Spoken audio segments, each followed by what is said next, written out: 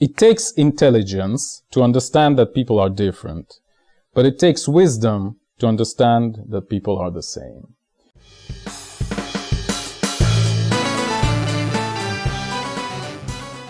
Greetings, this is Eugene the Philosopher, the greatest living philosopher after the unfortunate passing of Quentin Robert D. Nameland, who has been the greatest living philosopher before me. So in this video, I want to talk about division of people and how dividing people allows the elites to control them easier, alright? And as I've kind of prefaced this in my previous video, this is going to be very kind of personal and kind of moralistic, so I was still kind of bargaining with myself, but I decided to do it anyway, at the very least as a sort of a diary for myself, like how pathetic I've sounded when I've voiced it out, alright? Something like this. So yeah, and by the way, also what I've noticed recently is that the most personal videos from like YouTube channels that I watch, like they actually are kind of the most objective ones, you know, in a way, paradoxically, alright? Like the more subjective you are, the more objective you are almost. So I don't know, maybe it's gonna be a good video. Probably not. Anyway, so in terms of division people in art, like I've relatively recently made a video called The Media is the Message Now. I'm gonna link it in the description, obviously, where I juxtapose the message, you know, and the story, where I basically make a point that the message is something that divides people, whereas a story is something that unites people. And our current society is sort of primed to observe the message, you know, so the proverbial tribalism of peoples, etc., etc. So we're all about division, right?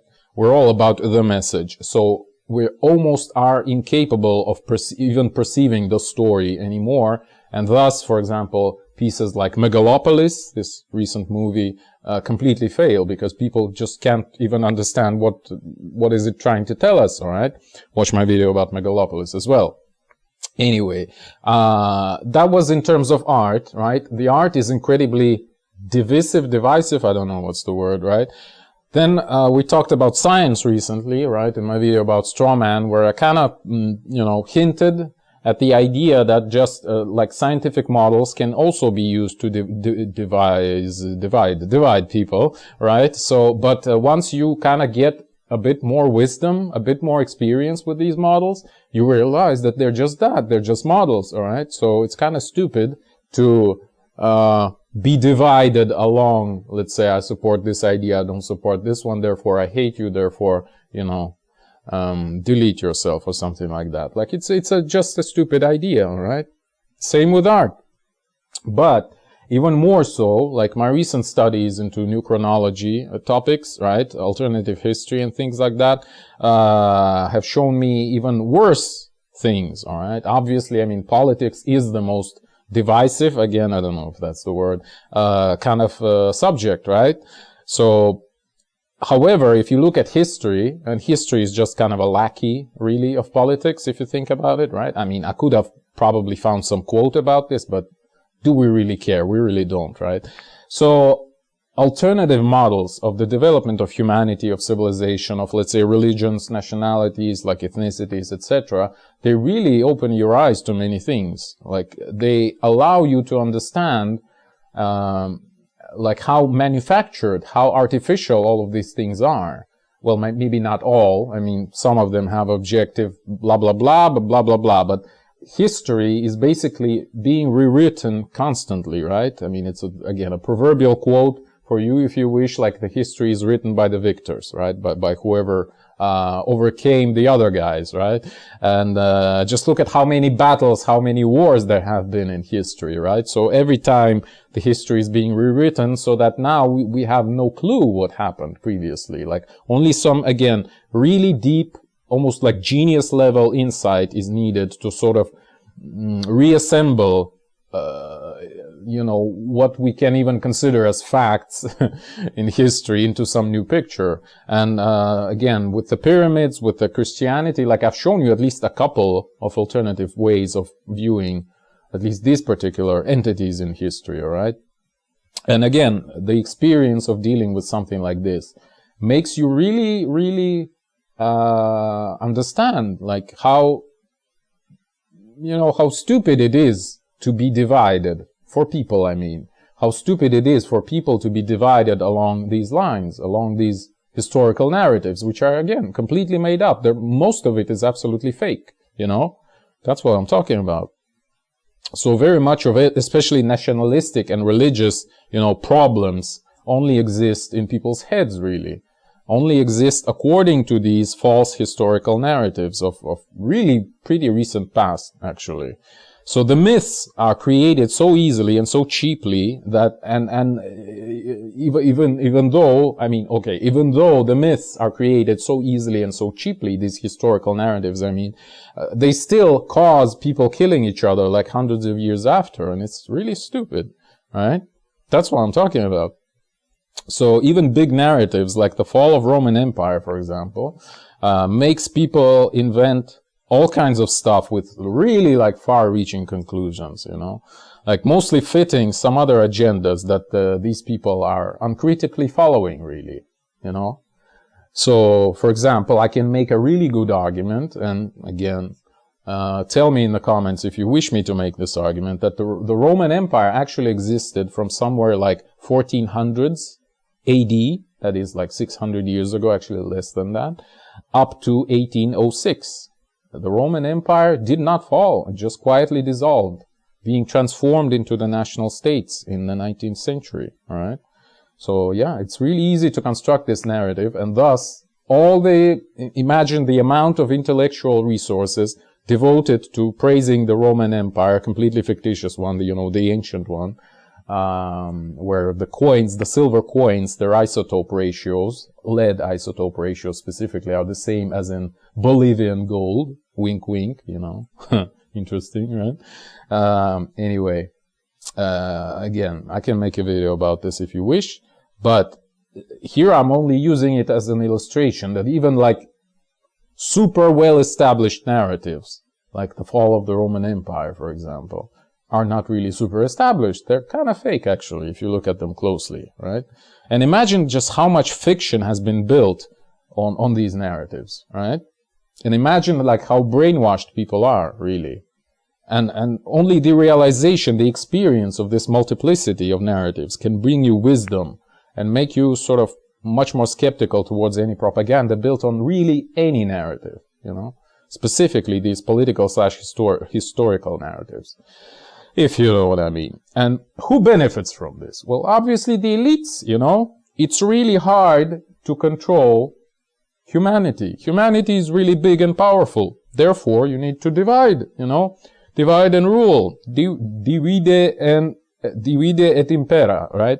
Divide and rule. You can't rule a big group of people. You need to divide it. So yeah, and it's really easy done. It's really easy to do that with these false narratives again, and people are gladly being brainwashed by all of this, by being divided into nations, classes, religions, nationalities, ethnicities, blah, blah, blah. And this is the main reason, really, for manufacturing of prolonged history. Like, why, for example, again, the history of Roman Empire is so fake? Well, it's because in order to divide people into different nationalities, you need to give them a really long history, so they would think that they've existed like this, you know, like they've appeared in 19th century, like Italians or Germans or Russians, for example. All of these nations appear in 19th century, but you have to tell them you've existed like this for at least 2,000 years. You are very different from these other guys. The other guys also have like 2,000 years of fake history, and they're also different from you, you know. You cannot ever unite. You are very different people. You've been very different for 2,000 years, all right? And the same with Indian history, which is again like 99% fake. Japanese history, Chinese history, it's all 99% fake. Like, I guarantee it, all right? So yeah, nations only appear in 19th century. So it's all fake, unfortunately. Religions, the three major ones, Judaism, Christianity, Islam, they only appear in 16th century. That's 500 years ago. Go figure, again. So let's talk about the elites and the ways of unification, okay? We're talking about the ways of division right now. You can divide by any sort of attribute, I guess. You can divide people. What are the let's say, what could be the foundation for people to unite? Well, first of all, it's family, right? Literally like blood relativism, relatedness, I guess is the word, right? So the family. Second would be, again, nationality, even though it was only invented in 19th century. Still can unite people, right? On some scale at the very least. And religion, right? So, what unites the elites? The elites, you may actually guess, like if you know what I'm talking about, they don't have any religion. They may have this Old Testament religion that existed before Christianity, Islam, and Judaism, right? Like, for example, the Windsor family, they're all circumcised, for example, the British royal family, right? They're still following the Old Testament religion, really. But anyway, they don't really have any religion, the elites. And they don't really have any nationality either, okay? What they do have is family. And I've seen interesting, let's say, very interesting research from some people, like looking at the tables, like family trees, you know, of European aristocracy. And a very simple conclusion that follows from it is that basically the whole European elite is one big family. And again, by proxy, you might say, well, European elite is kind of the world elite, really. All of the world elite is either this big family, the elite, or, you know, the new money type of guys trying to get into it, right? So really what the elites are utilizing is this blood, what's the word again? Relatedness, right? Basically, you know, the blood ties, you know, they're one big family. And like, some people already noticed this on, for example, cases like World War I, where, you know, the German Kaiser, the Russian Tsar, and the British King, they're all relatives, right? But still, they fight each other, except they don't fight each other. Their countries do, right? It's the people who are fighting. It's not the monarchs. Monarchs are one big family. They don't care. They're just using these nationalities and whatever stupid public politics that happens between these nations to just, you know, just chill out, you know? So, yeah. This is kind of paradoxical, but this sort of narrative that I'm kind of pushing here really makes you think about Marxism, right? In Marxism, it was the elites don't have nationality and like, but the classes do, right? And we're kind of reviving the Marxist narrative, even though, let's say I'm not very happy about this, but I have to admit that this is what I'm doing here, okay? Yeah, so take it however you want it. So, and it's curious, right, how actually for the elite, it's still one big family, you know, how this Prince Harry, or whatever his name, he marries this American actress and he's instantly kicked out of the family, right? So, yeah, go figure. You can't marry nobodies, you know, you can only marry within the elite. So, yeah, and the same goes for bastard children of members of the elite. Like, for example, I know this is a conspiratorial take, but just think about this for a little bit. So Elon Musk, for example, is a bastard grandson of Edward VIII, the King of England, okay? So he's kind of half a member of the elite, right? Interesting stuff here. But what I wanted to say is that the family for regular people is not viable anymore, right? People are absolutely atomized. Watch my video, Family and State, where I talk about this in much more detail. If you want much more detail, of course. There are some interesting ideas that I give there. For example, how in very recent future, maybe 10 years, maybe 5 actually, maybe 15, I don't know, governments will start buying children from single mothers, alright? We'll definitely come to that. It's guaranteed. Like, it's not a hypothesis, it's a prediction. Okay. Well, I kind of forgot what I wanted to talk about. Let's talk about the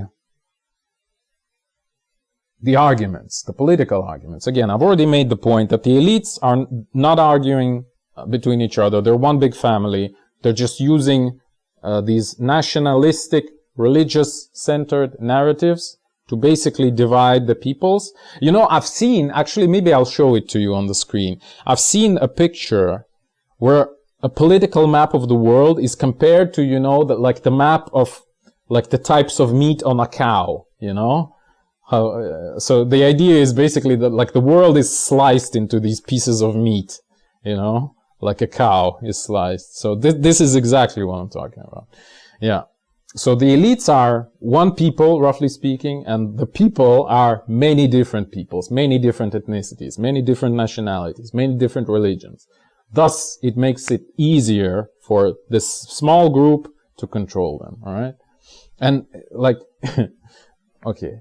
Anyway, my point here that I'm trying to get to is that in any sort of conflict between all of those fictitious entities, such as nationalities or religions, for example, believe it or not, both sides could be wrong simultaneously.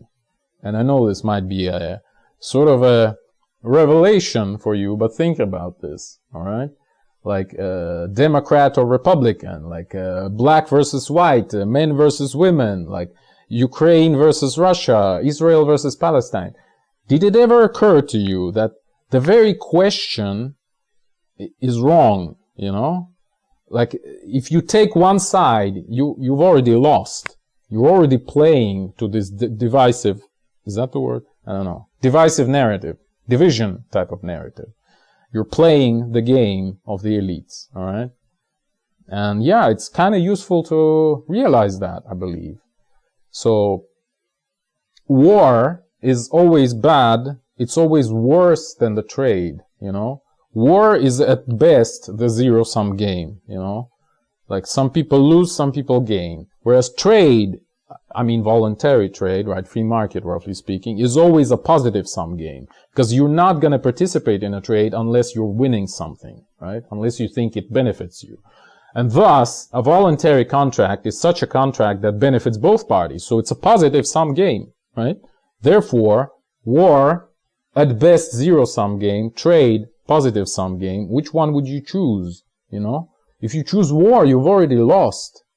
Because somebody's gonna gain something. And of course, this is gonna be technically gains of one of the participating sides. But even bigger gains are of the elites, which you don't even see, right? You don't see that it's one big family doing all of this, okay? Like, literally, just look at the family trees of all these bankers, you know? It's crazy, I'm telling you. So both peoples that are going to war have been fooled, either willingly or unwillingly. Again, I would argue that a lot of the times they are willingly being fooled. They love being fooled. So yeah, when the question is posed like this, like, who do you stand for? Like, they're both wrong, you know? They're both wrong. Israel and Palestine. Russia, Ukraine, men and women, you know, black, white, I don't know, Muslim, Jewish. They're both wrong. You know, that's not how you pose a question. If you pose this question, you've already lost, you know. Again, people are brainwashed, but they are happy to be brainwashed. Like, this division of people will probably keep happening. It's just the way the world works, you know, like we kind of need this game. We kind of need this raw power attacking another raw power, you know. Masquerading as one thing or the other in any dimensions. Again, cultural, scientific, military, political, economical, etc., etc., etc. Races, ethnicities, nationalities, classes, religions, scientific communities, sports fans, you name it. Everywhere there's division, rising animosity, and everywhere people are, roughly speaking, having fun, you know. Everywhere people are putting labels on each other, like making all those distinctions up to the point of dehumanization, you know. And when you deny some people humanity, you're kind of denying it to yourself, you know, if you think about this for longer than 2 seconds. So in this video, I'm essentially asking a question. Is that a good thing? Is this, or can we do better maybe, you know? Do we have wisdom enough to recognize that and perhaps transcend that? I don't know. Like, I'm asking a question. But I've seen this pattern way too many times now. I can see how transcending that, though, would make life kind of dull, you know? So, yeah, like, nothing will be happening, you know? Again, looking at how history is being taught, it's always through conflict. It's always through wars, right? You almost never hear anything else in history other than the wars. So, and there's a reason for that, again. It's the way our narration is built. It always requires a conflict, right? So, yeah. Stories cannot exist without conflict. They're driven by it. So perhaps this division is, this sort of divisive narrative is a fundamental part of human nature, at least in its cultural dimension. Like, it's basically how we describe and explain ourselves to ourselves, right? Like, we cannot be unless there is someone else who we can be against, you know? This kind of idea. But then again, the elite, it's not divided, right? We're not even talking about them, this big family, right? We don't even know them. That's kind of the curious part. The conflict only happens, you know, on the lowest level for the people, you know, the peasants. They're the ones who are fighting wars. Okay? So yeah, even, Anyway, I guess I have to bait you now into agreeing with myself, and I'm gonna do it in the following way. So, if you consider yourself a member of the elite, you can no longer follow divisive narratives, okay? Like, whatever the type of elite you prefer, maybe intellectual, the cultural elite, right? You're probably, if you're watching this video, you're probably just as poor as I am. Or at least maybe a little bit richer. Or maybe a little bit poorer, right? So you're definitely not the elite in this sense, in the sense of power, right? But maybe you may consider yourself like an intellectual or cultural elite.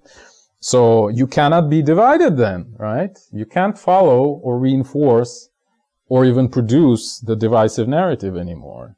Because the elite is not divided. That's what makes it the elite, right? It's not being controlled. It's not being divided and ruled over, right? Therefore, there is no reason for the elite to be divided. Think about this, all right? So, yeah, basically that's what you have to do. And think about this in this way, like all the smart people have pretty much recognized each other all throughout the centuries, you know, like Schopenhauer has this idea in Parerga et Paralipomena where he talks about how, like smart people, like philosophers, are like giants, you know, standing on big, at big distances, I guess, from each other, you know, on the top of the crowd and kind of shouting to each other through centuries, you know, with the use of books, obviously. So this is kind of the analogy you might think about, but yeah, you have to be a collective, you know. You can't divide. Of course, there's a bit of hypocrisy here, is that we are at least making the division between the elite and the masses, roughly speaking. But it's the obvious division which is actually present, right? So it's factual. And it probably can be proven by many sort of, with the use of many metrics, let's put it this way, okay?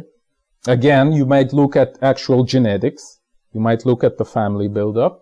So the bigger your family tree, the closer you are to the elite. And the elite is just one big family tree, right? Without nationalities, without religions, no crap like this, okay?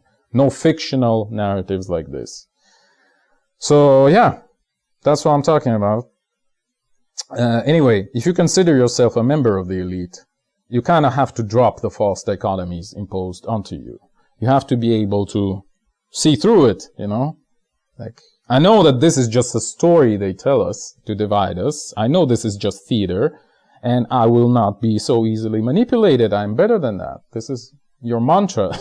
You're welcome. Okay, so let me finish with this. It takes intelligence to understand that people are different, but it takes wisdom to understand that people are the same. Thank you for watching. The eons are closing. If you wish to support me, please consider joining my Patreon. That is patreon.com/philosopher. See the link in the description. Or if you have a scientific theory of your own and you'd like my help in developing it, please join my alternative science coaching program, also available through Patreon.